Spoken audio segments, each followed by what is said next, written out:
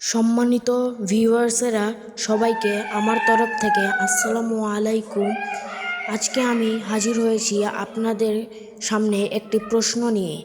তো প্রশ্নটি হলো, আপনি মুসলমান হিসেবে কাকে সবচেয়ে বেশি বিশ্বাস করেন?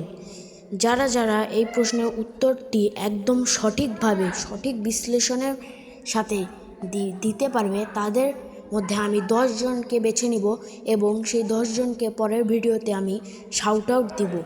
তাই আপনারা জলদি দেরি না করে কমেন্টে আপনার প্রশ্নের এই উত্তরটি দেন।